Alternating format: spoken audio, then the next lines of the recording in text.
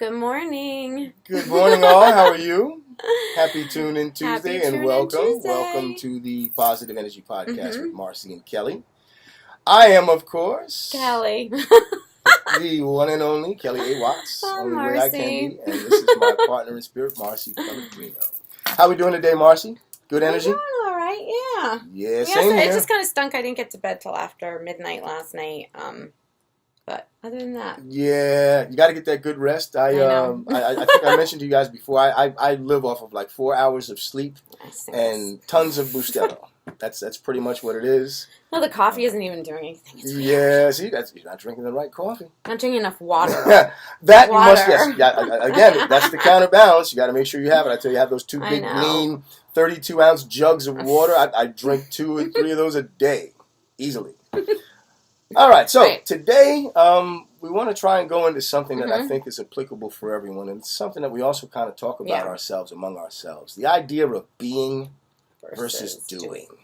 And being a human being versus being a human doing. I don't even know if you can going be through the a actions, I guess. Yeah. Yeah.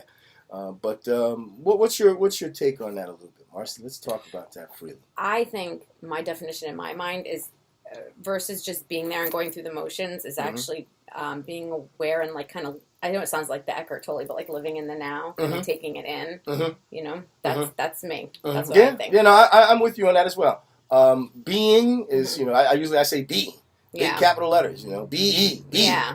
It's like being you take, everything's absorbed into you and like you acknowledge it and you're not just going through the motions. Yeah, you're being present in the moment. Really genuinely present that in was the much moment. Doing again, is actually getting caught up in the action. And again, doing. I'm a grammar guy, so those words that end in ing. Loquacious one. Those words that end in ing are called gerunds. They're verbal nouns, so they're actually. Okay, that's not science, and I didn't know that. Yeah, that's grammar. That's English grammar. I told you I'm a grammar teacher. They're verbal nouns. So those are actually things that are currently present. Actions. Yeah. So that's where doing comes in. But being is not just your state of here now. Yeah, it's actually an active thing. In other words, I don't want you to think being is just I'm just existing passively and I'm here. That's what you were talking about in the sense of not being fully present and just going through the motions. Yeah. No, that's not being. Being is actually an active thing. It's a gerund. It's a verbal noun. So it has to be an active thing. Just like doing is an active thing. I think I mentioned before sometimes there's a difference between doing nothing and being still. Yeah, that's like an active form of being quiet. Correct. Taking it in and absorbing being it. Still is a serious active form. It takes great consciousness on your focus, everything. Whereas doing nothing, I mean, you could be, I'm sorry, but you could be in a coma and you're doing nothing. Correct. Yeah. And you're doing nothing, and you're really satisfying the idea of doing nothing. Yeah. You could be a lazy bones, complacent on the couch. You think you're doing something when you're playing that video game. There's and I'm guilty initiative. of that because I do some hours of that, and I have my justification for it. I'll give you that if you want. But yeah, it's a there's like no initiative, and there's and that's a totally different thing. So the idea of doing, having this action to it, the idea I think is if you get caught up in the idea of doing, and you forget being. You forget that being is actually an active discipline thing. Yeah, and you lose yourself. Yeah, you lose yourself in the doing. I'm from New York. You guys may have seen the Bronx shirt before. That's where I'm from. Little kid from the Bronx. I love it. Home of hip-hop and home of the Yankees. Yes, I represent. But yeah. Oh my God, when you say represent, you remind me of, I have to say, hello, Dawn.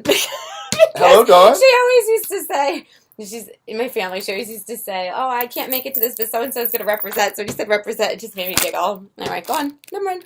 See, this is what happens. We went off on a tangent. I'm in such a good mood. I'm like Miss Go Off on a tangent. And I follow suit because I love that. I just love to talk. I forgot what I was going to say about that. You were the home of the Yankees and the Bronx. That's what threw me off. I was going somewhere with that, but you knowing who you are. Correct. I'm still not. I'm drawing a blank. So you're in Florida and you know who you are. I had one of those moments the other day. This is the fun part of doing versus being. I'm telling you. Oh. So what were you? You were being no matter where you. Okay, let me try to decipher what your thoughts. So no matter where you go from being a teacher, this and that, you're still no matter where you are in what situation, the little boy from the Bronx. Yeah, and you represent. I'm being well. Actually, you know what? Thank you. I represent, and I came full circle in being that. Yeah.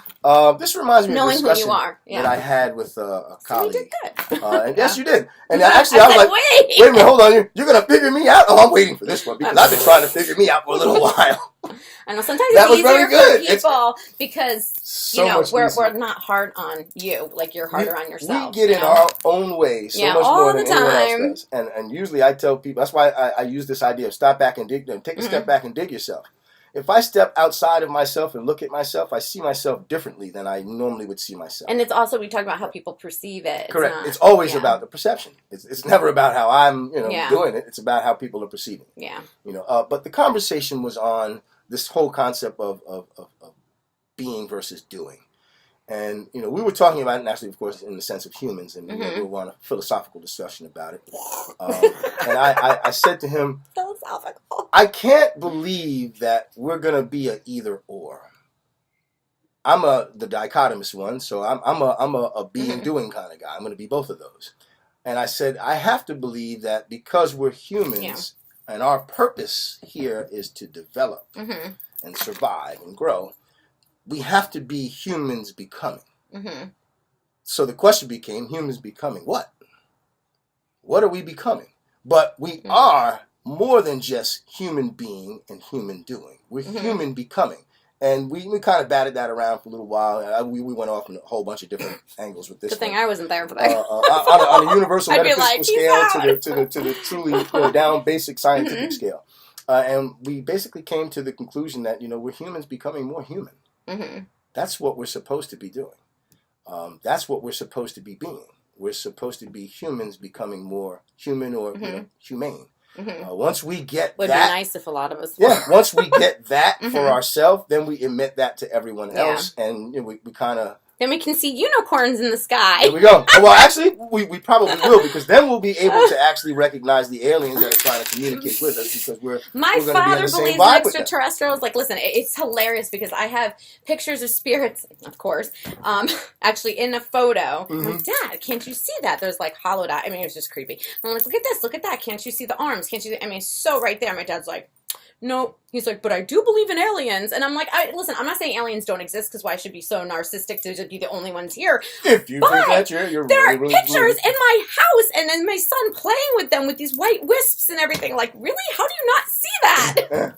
I remember I'm a Twilight Zone watcher, so oh my God! When I was growing up, all those kind of different wild, weird science stuff too. I mean, I'm into very. I used to watch them with my brother. Stuff, comic books. Before Freddy Krueger. You see my Deadpool shirt, so I'm into all kinds of different things. Justice League.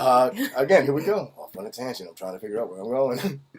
Yeah. Oh, Munson. Yeah. Munson doesn't feel good. Yeah. Munson had a little issue last night. Yeah. We were up really late with him. Yeah, there was something kind of lingering around my house, and it was not making him feel good, and didn't get to sleep till way late. So after a little sea salt and sage. Yeah. And I think on that note, we better get to work on doing some spirit stuff too. Yeah. Yeah. I'm like, yeah. Hey, it appears there might be a necessity. I'm hoping he just ate some bad grass. No, he didn't eat. We purposely didn't have him eat because, the poor little guy. Yeah. Nothing like having sick little ones, including including the pets. I mean, they're part of the family too. That's part of what makes us become more human. Yeah. Oh, the tangent. I know. Here we go. I'll leave you with this last tangent. I was a Twilight Zone watcher. There's an episode in Twilight Zone called the Alien Test, where these scientists are trying to figure something out, and they finally come to the conclusion that they're being tested by aliens to reach a certain level, so that they can actually move up on the evolutionary scale and start talking with the other It doesn't actually seem so crazy. And I was like, wow. And this is the newer Twilight Zone. So I said, man, I really need to find that in the old issues and the old episodes, because I need to see how this was manifested back in the 60s, because it's not a new thought. I personally, I think we're not the end all be all of everything in the universe. I don't think so either. Our solar system It's only one. Only one in our galaxy. No, what I'm saying, like the galaxy. And so we're only one galaxy in many galaxies. So, I mean, we're only one galaxy in this system. There are other galaxies in this system, and you go to other systems. So, I really, would I even be? And tune into the Science Channel for more. Bill Nye, the Science Guy. Oh my God! Oh, make sure you tune in as much as you can. You see, we love to have fun. We love to hear from you. I guess the only thing that I really quickly wrap it up think of is after I read the Eckhart Tolle books. He had 2 of them. I would just try to consciously make myself aware of, like, I don't know, a flower, the texture, the color, the smell. Anything I kind of encountered, but I had to make it, like, actually relevant, and I had to make it, I had to be aware. Like, that was to teach myself. Visual imagery. Very, very powerful, especially in your meditation. Maybe we can go into that on another episode as well.